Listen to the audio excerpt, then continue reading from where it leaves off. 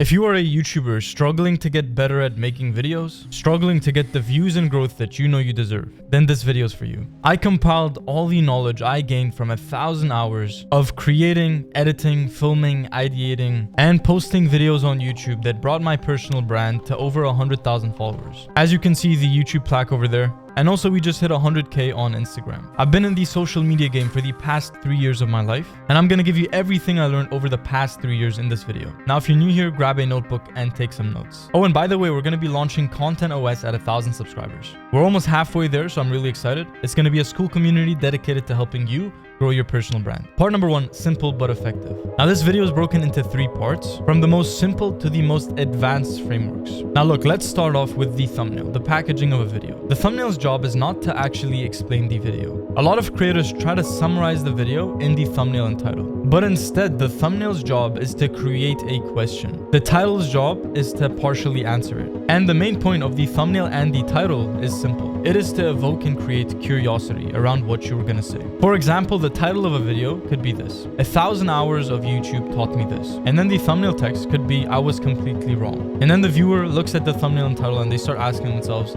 what was he completely wrong about? What was that mindset shift? What could he have possibly learned with 1,000 hours of YouTube? Now, number 2, never start with context. You see, most creators, they begin with this. A few months ago, I started learning YouTube. You see, nobody really cares. People watch your videos because they reflect on them. They're always asking, what am I going to benefit from this? Why is this going to help me? Why should I spend 10 to 15 minutes of my day watching this video? Everybody leads with a selfish mindset. So instead of starting off with what interests you, start off with the pain and the problem and what interests the viewer. And then start off with the conclusion. For example, instead of a few months ago I started learning YouTube, you can say something like this as the intro hook. After 1,000 hours making videos, I discovered that most creators are actually improving the wrong thing. Between the 2 intros I just gave you, there's a big difference, and the second one is much better. It provides value, credibility, and curiosity. And then when you've earned their attention, now you can explain. You always want to show results first and then context second. Now the next thing here is 1 video equals 1 promise. A lot of videos fail because they're trying to do 10 different things. But just ask yourself this simple question when making a video. When the viewer finishes this video, what is the 1 thing they should have understood? Not 3, not 5, not 4, but 1. By narrowing down the interests and the questions and the pain and the problem and the solution to 1 thing, you're reducing any space for confusion. And if a viewer is confused about a couple of different things, then retention starts to rapidly decline. Confusion is the enemy here. How do you create clarity? And even in the thumbnail itself, when you have too much going on, the viewer's eyes never really fixates on 1 thing. So nothing really stands out. 1 video equals 1 pain, 1 solution, 1 framework, 1 idea, and 1 resolution. So if you watch these videos, you are on your way to becoming the top 1% creator in 2026. Now I'm glad we're on the same path. Let's go to part number 2. Mental games. The first strategy in mental games is progress. The audience should feel progress every 30 to 60 seconds. If 3 minutes of your video passes and the audience doesn't feel progress, they don't feel like, they're evolving in some way. So creating checkpoints is amazing. Progress checkpoints where every 30 to 60 seconds, the viewer gets reminded of what they're learning, of the main point of the video, of the main problem that they are solving. For example, these are things that you say within your video. You could say something like, that's the first lesson. Or you could say something like this: now here's where things get interesting. Or something like this: I just told you about the first mistake I made, but the next mistake actually costed me a whole year. As humans, we just love progression. We love to feel like we're evolving. We love to feel like we are progressing, we are learning, we are getting educated or entertained. So your video is actually competing in a crowded environment. And when you see it like that, you need a way to stand out. You need to give people a reason to watch your video and not the other 11 videos on the homepage. Most creators, they nail the thumbnail, but the idea is bad. And then another video, they have an amazing title, but the thumbnail is bad. And then when they actually make a good thumbnail and title, the intro is very weak. And then when they make everything, the thumbnail, the title, and the intro good, the video itself has no weight. There's no value, there's no proper structure. So every single video, there's always something lacking with 99% of creators. But the top 1% creators, they take time to make 1 video every single week at least. And with each video, they nail everything: the title, the thumbnail, the intro. They find a great concept. They find a proven framework. That is when a person is going to click on your video and not only click, but also watch, also like, also subscribe, and then watch your other videos as well. And that's where the key difference shifts. Now let's get into the second strategy of mental games: teaching through contrast.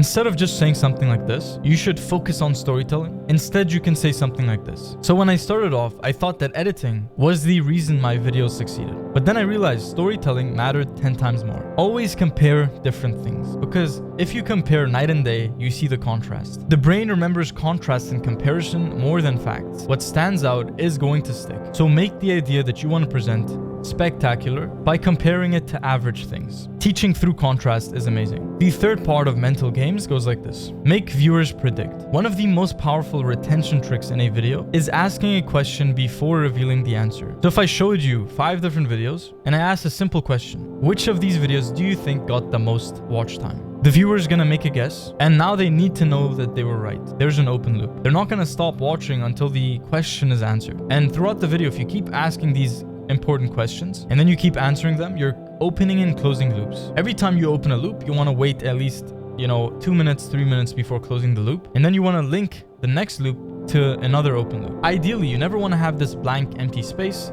in your video where you're just stating random facts and value without having a question behind it. And also, participation creates retention. So what I do in my videos is I tell people to take out a notebook and write this down. I'm getting people through the video to actually do something, take a physical action in real life. I'd recommend the book at the end of my video, or I'd give people a quote that they can write down. Or at the beginning of the video, I'll ask people to take out a notebook so they can take some notes. Or if it's a habit like meditation, I'll tell the viewer, please, just one time, try to meditate. Giving a recommendation that somebody uses in their own life and sees a positive result from is the most powerful form of association. And this is also something that top creators like Mr. Beast, they use this all the time. When you are predicting and guessing, you actually feel immersed in the experience.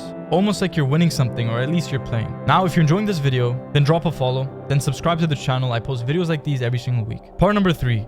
Niche tips, but gold. So number 1, every successful video creates identity reinforcement. People, they don't just watch content. They watch content that confirms who they want to become. People watch productivity videos because they know that that's going to help them feel more productive, getting them closer to that productive person they want to become. People watch lifestyle videos, luxury videos, because they like to dream and they like to feel that experience of becoming that person. People watch philosophy videos because they like to be a deep thinker. And watching a philosophy video creates this feeling that they're already a deep thinker. Every video makes somebody feel a certain thing. If you're making a motivational video, it makes the person feel motivated. And they watched and they clicked on a motivational video because they wanted to be motivated. So the best videos out there, they say this in a very sneaky way. They say, you are the type of person who cares about this. That's why certain audiences become obsessed with certain creators, because they make them feel good.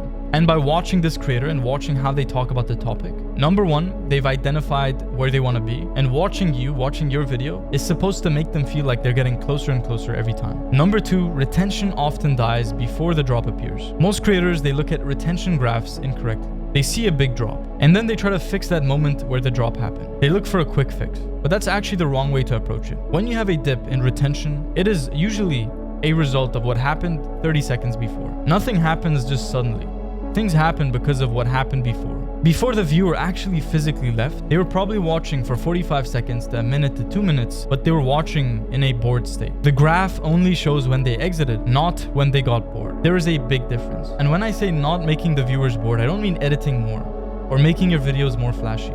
It's more about what you say, how you're saying it, the problem you're solving, and how good your video is. A completely unedited video could be very entertaining, even if it's an educational video. And a very edited video could also be boring. So realizing the difference and making the shift for yourself is gonna change everything. And number 3, most viral videos are actually built around obliterating expectations. You see, the brain pays attention when reality doesn't make sense anymore. For example, a beginner beating a pro. More effort, getting worse results. Or a common belief turns out to be false. Or something like the obvious solution doesn't work. The larger the expectation reversal, the larger the attention spike. When there is a common belief in the self-improvement space that you need morning routines, and then you come out with the video and you say in your thumbnail or your title, you don't need morning routines. Or when people think it's all about discipline, it's all about willpower, and you stand firm with your belief that contrasts all other expectations, and you come out and you say, you don't need willpower to be disciplined. This is actually a very weird but also logical mechanism behind very successful videos. So ask yourself, how can you, in some videos, not every video, but how can you shift expectations? Now, I really hope you enjoyed this video. I hope you took some valuable notes and you're going to implement this into your personal brand. Because remember that information without implementation is just productive procrastination. Now rewatch this video if you want to get the most out of it, and drop a follow if you haven't already, and I'll see you in the next one.